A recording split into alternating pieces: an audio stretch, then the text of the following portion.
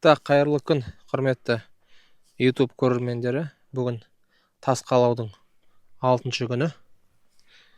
Ұсталарымыз жұмыстарын жалғастыруда. Бүгін үйіміздің размері 19-16. Алдын айтып өткендей кіретін жері осы жер. Мына жақ бетін 15 метр, 15 тас етіп қалақ қойды. 16 қатар болады общий. Пока коробкасын жасап жатыр.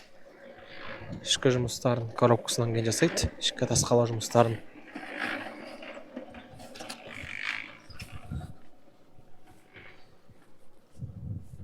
Так, бізде терезені осындай размерде жасап жатырмыз. Қазіргі заманауи ұзын терезелер. Терезенің размері 1.10-да 2.40. 1.10-да 2.40. Ұзын терезе. Холға 4 терезе қойдық. Так, бір тастан қалап жатырмыз. Ракуша блок. Бір тас дегеніміз бізде мынау. 2 таста қалағанда бір тас деп айтады. Так, бұл коттедж. Екінші этажы жарты тастан болады. Проекті бойынша мына жақ гаражға үйден шығатын вариант. Бұйырса мына гаражы да қалап өтеміз. Гаражға шығатын.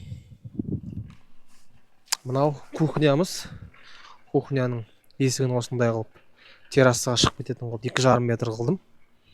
Террасаға шығып, мына жерде шай ішіп отырғандай.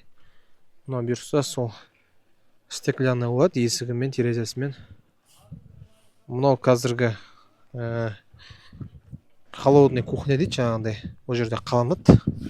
Бұлай қаланған жұмыстар жасайды. Бұл жерде жаңағындай астық склад ретінде қолданылатын болады.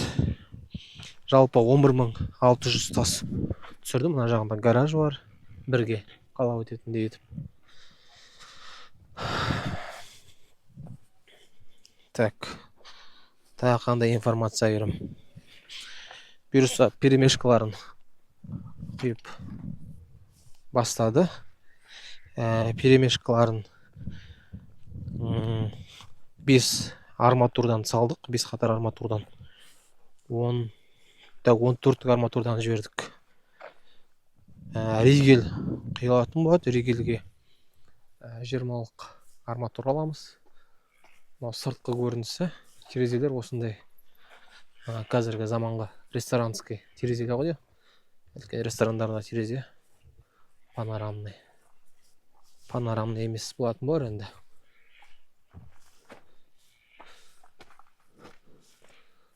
Так. Мына жақ жары әдемі көрінді. Мына жақтың 2 терезесін перемешкасын бітірді.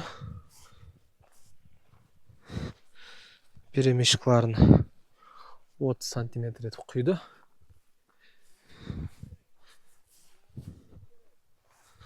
Ағаштарымызды түріп қойдық. Черный ағаштарымызды ригельге, оповкаға. Мынау біздің лестницамыздың терезелері. Так, құрылыс барысын түсіріп отыратын болам.